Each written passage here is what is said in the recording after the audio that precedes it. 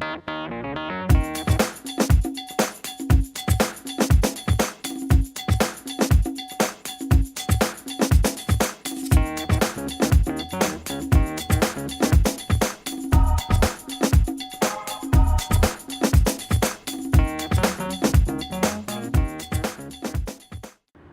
going to discuss how to eat a peach, and we want our customers to have the best peach eating experience that they can possibly have. So we're going to teach them how to handle their peaches once they get them.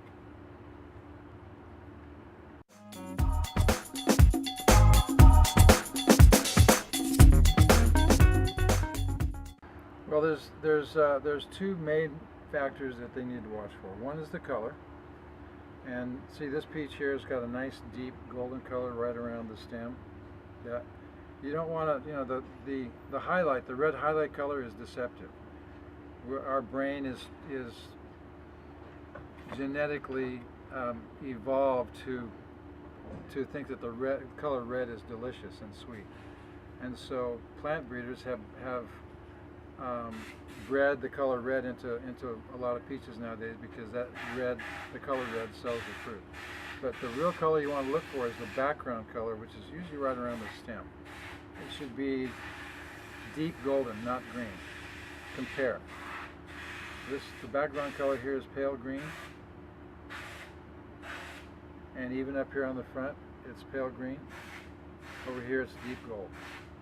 So that's one way to tell. The other way to tell is by touch and by even appearance.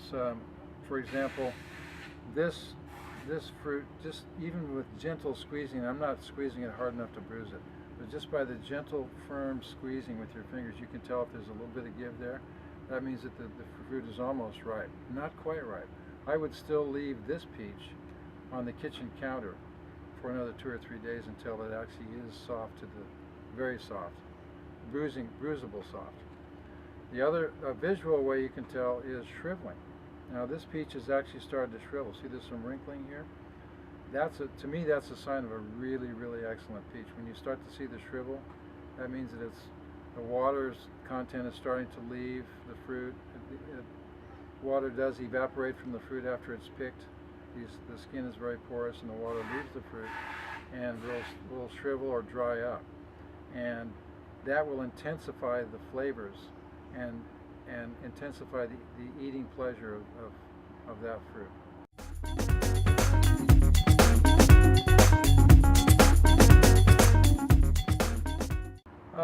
Bruising is caused mostly by handling, by human touch. The pickers bruise the fruit when they pick the fruit.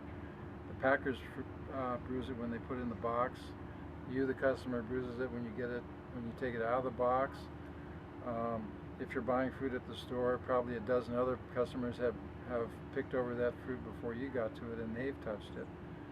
So, which by the way is a good reason to buy your fruit shipped direct to your house from the farm, to avoid that particular level of handling.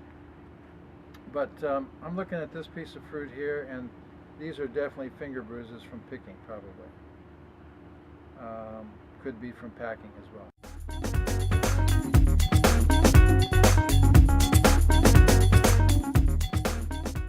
Bruising is not a bad thing. If I don't have a piece of fruit that's bruised, I think that piece of fruit was probably picked too firm in the first place. So, which by the way is the only kind of fruit you'll ever get in the store, because stores require that their fruit arrive without bruise. In fact, the store requirement is that the fruit be hard enough to withstand the rigors of retail, all that handling on the shelf.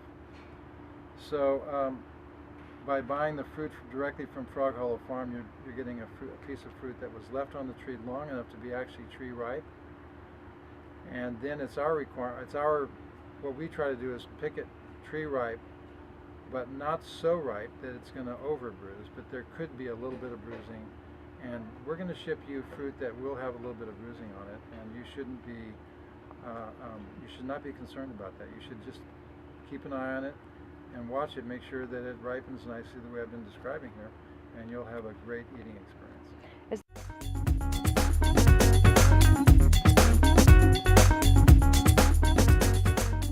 Okay, peaches should never be put in the fridge to ripen. They should always be left out at room temperature, on a kitchen counter or in a bowl, touching or not touching. I would prefer them not to be touching. Spread out on a kitchen counter would be best. But if you want to display them in a bowl so that they look beautiful, that'd be fine.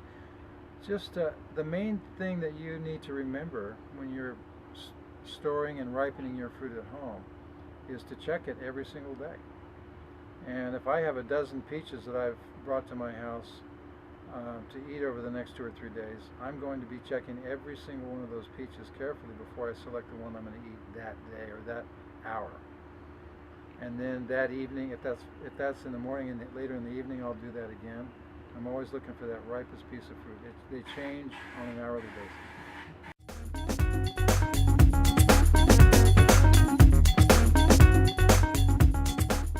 There's a lot of reasons why a peach, such as our peaches, are so sweet.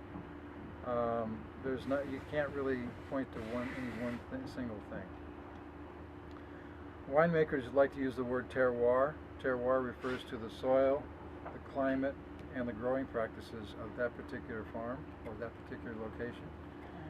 And so terroir is one reason why our fruit is so sweet. We've got great soil, we've got great climate here in the Brentwood area.